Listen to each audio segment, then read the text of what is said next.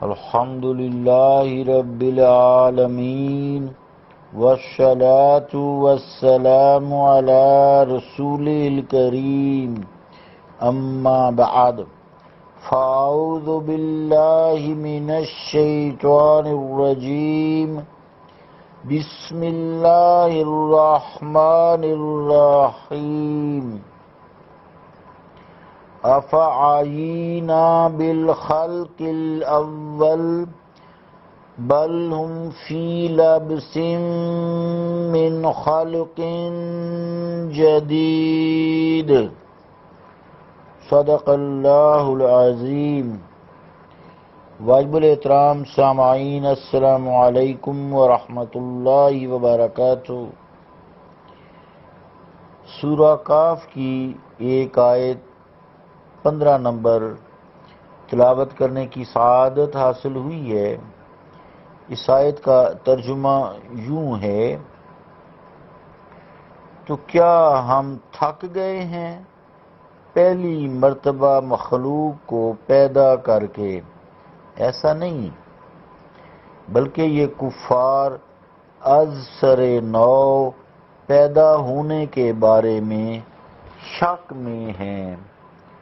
اللہ کا قول سچا ہے جو بڑی ہی عظمت والا ہے۔ عزیزان گرامی قدر، السلام علیکم ورحمۃ اللہ وبرکاتہ۔ عزیزان گرامی قدر، کفار کا جو عقیدہ ہے کہ ایک دفعہ جو ہم تخلیق کر دیے گئے ہیں، اب دوبارہ تخلیق ہونا، تخلیق کرنا ناممکن ہے، اس لیے مرنے کے بعد حیات نہیں ہے۔ مراد یہ ہے کہ وہ روز جزا پر ایمان نہیں رکھتے تھے۔ وہ یہی کہتے تھے کہ انسان جو ایک دفعہ آ گیا ہے دنیا میں، بس دنیا میں ہی وہ جو کرنا ہے کر لے، آگے حساب کتاب نہیں ہے۔ دوبارہ جب ہم مٹی میں مل جائیں گے، مٹی سے مل کر مٹی ہو جائیں گے، ہمارے ذرات ہوا بکھیر کے ادھر ادھر لے جائے گی، تو یہ ناممکن ہے کہ ان ذرات کو دوبارہ اکٹھا کر کے ہمیں دوبارہ اسی شکل میں لایا جائے۔ اس کے جواب میں اللہ رب العالمین فرماتا ہے کہ یہ تو اس کو ہو نا جس کے لیے کسی کام کے لیے مجبوری ہو۔ اللہ کریم کے لیے کوئی مجبوری نہیں ہے۔ یہاں ہم کوئی تھک گئے ہوں کہ اب دوبارہ تمہیں تخلیق نہ کر سکتے ہوں، پہلی مرتبہ ہی تخلیق میں تھک گئے ہوں، تو قاموس میں ہے کہ آئیے یا بالامر آفعینا سے ہے کہ کیا ہم تھک گئے ہیں، تو قاموس میں ہے آئیے یا بالامر۔ اس سے مراد یہ ہے کہ اس نے اپنے مقصد کا راستہ نہ پایا، وہ اس سے عاجز آ گیا اور اس کے احکام کی اس نے طاقت نہ رکھی۔ تو اس میں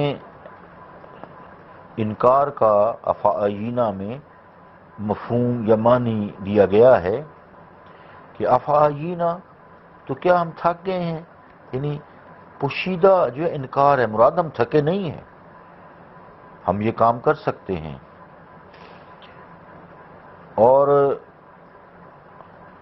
اس میں اللہ رب العالمین فرماتا ہے ہمارے لیے کوئی مشکل یہ کام نہیں ہے۔ اور اس سے مراد یہ ہے کہ افلم ینظروا اور کذبت قبلہم قوم نوح سے لے کر آخر جملہ تک یہ متصل ہے، یعنی اس کا مفہوم پیچھے سے یہ آ رہا ہے، جہاں سے کذبت قبلہم قوم نوح سے آیت شروع ہوتی ہیں آیات۔ اصل میں مراد یہ ہے کہ اللہ کریم فرما رہا ہے کہ ہم نے آسمان کو بغیر کسی سوراخ کے پیدا کیا ہے، ہم نے زمین کو پھیلا دیا ہے، اس میں پہاڑ گاڑ دیے ہیں، آسمان سے پھر ہم نے پانی نازل کیا ہے اور پانی کے ساتھ ان چیزوں کو اگایا ہے، پھر ان کا تذکرہ بھی کیا گیا ہے، اور تم روز دیکھتے بھی ہو کہ زمین خشک ہو جاتی ہے، بنجر ہو جاتی ہے، آسمان سے موسلا دھار پانی آتا ہے تو پھر زمین ہری بھری ہو جاتی ہے، ایسے لگتا ہے جیسے اس کو از سر نو تخلیق کیا گیا ہے اور اس میں نئی روح پھونک دی گئی ہے، نئی جان ڈال دی گئی ہے۔ اسی طرح تمہیں اٹھایا جائے گا۔ تو ان چیزوں کو پہلی دفعہ تخلیق کرنے سے اللہ کریم فرماتا ہے ہم نہیں تھکے، جن کا تم مشاہدہ کرتے ہو اور اعتراف بھی کرتے ہو، تو ہم دوبارہ تمہیں پیدا کرنے پر قادر ہیں، ہم کیسے عاجز ہوں گے، ہم دوبارہ پیدا تمہیں کریں گے، جبکہ پہلی دفعہ پیدا کرنا دوسری دفعہ پیدا کرنے سے آسان نہیں۔ کفار یہ اعتراف کرتے تھے کہ اللہ تعالیٰ نے ان چیزوں کو پیدا کیا اور یہ دلیل بھی موجود ہے، لیکن وہ دوبارہ اٹھائے جانے کو تسلیم نہیں کرتے تھے۔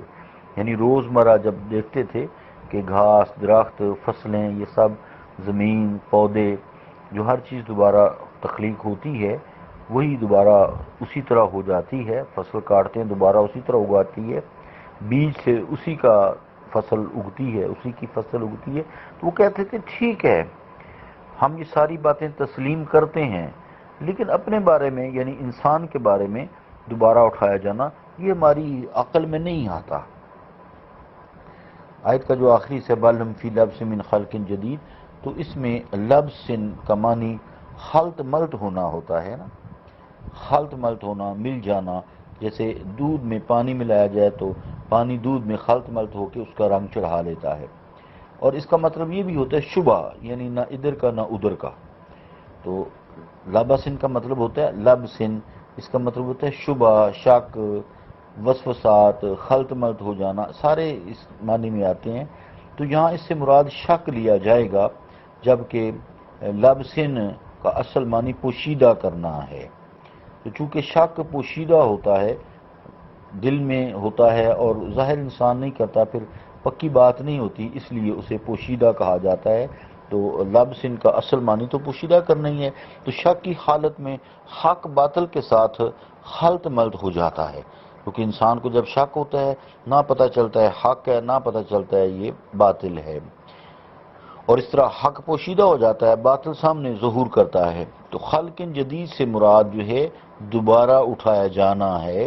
رسول اللہ صلی اللہ تعالیٰ علیہ وآلہ وسلم نے فرمایا، اللہ تعالیٰ فرماتا ہے ابن آدم نے مجھے جھٹلایا، حالانکہ اسے یہ زیبا نہیں تھا، اس نے مجھے گالی دی، حالانکہ اسے یہ زیبا نہیں۔ اس کا مجھے جھٹلانے سے مراد یہ ہے کہ بندہ کہتا ہے اللہ تعالیٰ مجھے دوبارہ نہیں پیدا کرے گا جس طرح میں نے اسے پہلی دفعہ پیدا کیا ہے، حالانکہ پہلی دفعہ پیدا کرنا دوسری دفعہ پیدا کرنے سے آسان نہیں۔ اس کا مجھے گالی دینا سے مراد یہ ہے کہ اللہ تعالیٰ نے بچہ بنا لیا ہے، حالانکہ میں اللہ یکتا ہوں، بے نیاز ہوں، نہ میں نے کسی کو جنا ہے اور نہ ہی مجھے جنا گیا ہے، اور نہ ہی میرا کوئی شریک ہے۔ مشکات المصابیح کتاب الایمان جلد 1 صفحہ 13۔ اسے امام بخاری رحمۃ اللہ علیہ نے حضرت ابو ہریرہ اور حضرت ابن عباس رضی اللہ تعالی عنہما سے اسی کی مثل روایت کیا ہے۔ اللہ تعالیٰ دین کی سمجھ عطا فرمائے، ہمارے دلوں میں آخرت کی دوبارہ اٹھائے جانے کی یاد بھڑکا دے، تاکہ ہمارے دل میں خوف پیدا ہو، اللہ تعالیٰ کی ممنوع چیزوں کی طرف ہم دھیان بھی نہ دیں اور اس کی پسندیدہ چیزوں کی طرف ہم دوڑ کر جائیں۔ اللہم صلی علی محمد وعلی آل محمد مبارک وسلم۔ ربنا آتنا فی الدنیا حسنۃ وفی الآخرۃ حسنۃ وقنا عذاب النار وادخلنا الجنۃ مع الابرار یا عزیز یا غفار یا رب العالمین۔ صلی اللہ تعالی علی رسول خیر خلقہ محمد وعلی آلہ واصحابہ اجمعین برحمتک یا ارحم الراحمین۔